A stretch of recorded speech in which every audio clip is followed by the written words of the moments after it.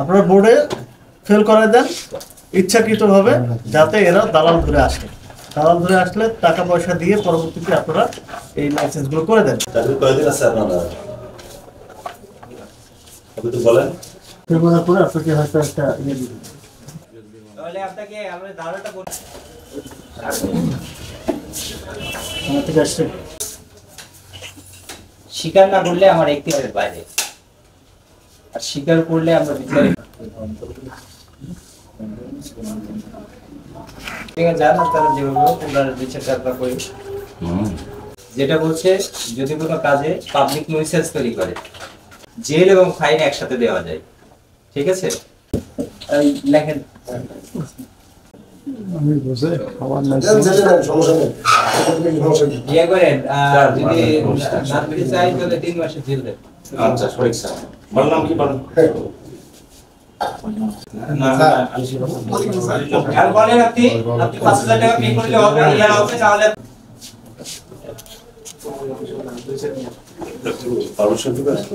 বুঝছেন? এমন ভাবে আপনারা সন্দেহ করা হচ্ছে এটাই কাজের জন্য। ইতিমধ্যে সিচুয়েশন বাদ দিলাম, তারপরে শিক্ষাগত সমস্যাটা কোথায়? আপনি তো আমাদের সহযোগিতা করতেছেন না। এ নাকি পাগল, অত সহযোগিতা করতেছে কেমন? আপনি তো সহযোগিতা করতেছেন না, আমি কিন্তু বের করে ছাড়বো। কথা বলে না হলে চাকরিটা হারানো খুব মানে হ্যাঁ, আপনার কাছে কয়টা আছে? এর হাতে কাছে 3টা আছে, এটা দেন, বাকি আমি 2টা পৌঁছে যাচ্ছি। পরে পৌঁছে যাচ্ছি।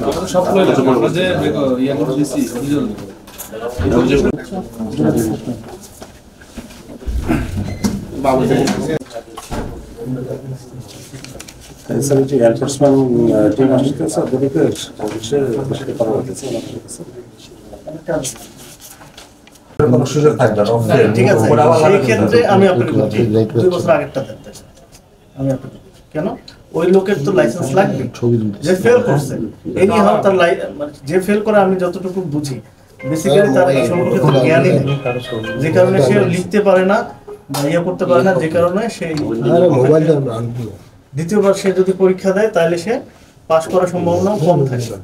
আর যদি দ্বিতীয়বার পরীক্ষা না দিয়েও থাকে তাহলে বুঝে নিতে হবে যে সে কোনো না কোনো ওয়েতে বিআরটিএ কে ম্যানেজ করে আপনার এই লাইসেন্স ম্যানেজ করছে। বুঝতে পারছেন? পাস কত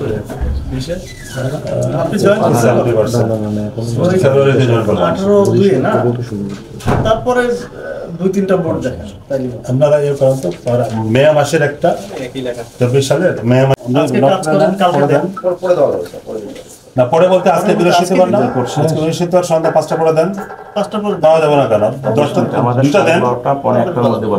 আমার হচ্ছে আমরা আপনাদের বিরুদ্ধে যে অভিযোগটা এটা আমরা প্রমাণ করতে চাই যে না অভিযোগ সত্য না। একটা দাঁড়াও, আমরা প্রমাণ করতে চাই যে অভিযোগ সত্য না, কিন্তু অভিযোগ সত্য না কখন প্রমাণ হবে? যখন বুঝবো যে যে অভিযোগটা করা হয়েছে সেটাকে আমরা প্রমাণ করতে পারি, তাই না?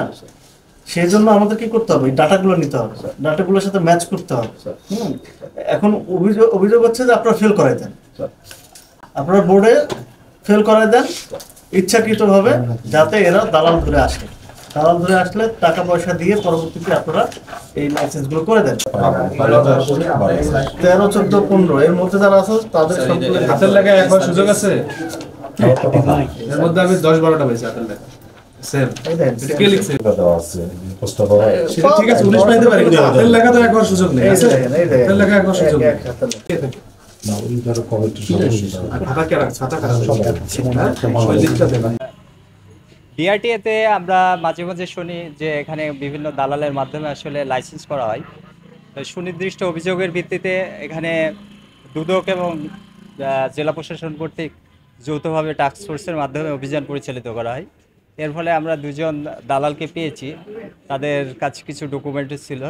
এই ডকুমেন্টের ভিত্তিতে আমরা তাদের একটা জরিমানার মাধ্যমে, যেহেতু তাদের এটা প্রথম অপরাধ, আমাদের কাছে এর আগে তারা ওই অপরাধ আমরা পাইনি, তাদের জরিমানা করে তাদের বিচার করা হয়েছে। এবং আমরা আশা করি এর মাধ্যমে অন্য যে দালালগুলো আছে তারা বুঝতে পারবে যে আসলে কোনো দালালি করে এখানে টিকা যাবে না। দুর্নীতি দমন কমিশন প্রধান কার্যালয়ের নির্দেশে এবং উপপরিচালক দুদক সজেকা রংপুরের নির্দেশনা অনুসারে আজকে আমরা বিআরটিএ কার্যালয় রংপুরে এনফোর্সমেন্ট অভিযান পরিচালনা করি। আমাদের কাছে সুনির্দিষ্ট অভিযোগ ছিল যে বিআরটিএ কার্যালয়ে টাকার বিনিময় ছাড়া অর্থাৎ দালালদের না ধরে কোনো ব্যক্তি আপনার লাইসেন্স করতে পারছেন না। সেই অভিযোগের প্রেক্ষিতে আমরা আজকে অভিযান পরিচালনা করি এবং সকাল থেকে বিআরটিএ কার্যালয়ের আমরা অবস্থান গ্রহণ করি। ছদ্মবেশে আমরা দালালদের বিভিন্ন অবস্থান লক্ষ্য করতে থাকি। এত প্রেক্ষিতে আমরা 2 জন দালালকে শনাক্ত করতে সক্ষম হই, যারা সকাল থেকে কয়েকজন সেবা প্রার্থীর সাথে টাকা পয়সা নিয়ে লেনদেন করার আলোচনা করেছেন। তাদেরকে আইডেন্টিফাই করি এবং তাদের গতিবিধি অনুসরণ করতে থাকি। তো সেই অনুযায়ী আমরা তাদের কাছে কিছু কাগজপত্র সহ সেবা গ্রহীতাদের আবেদনের কাগজপত্র সহ তাদেরকে হাতে নাতে গ্রেপ্তার করি।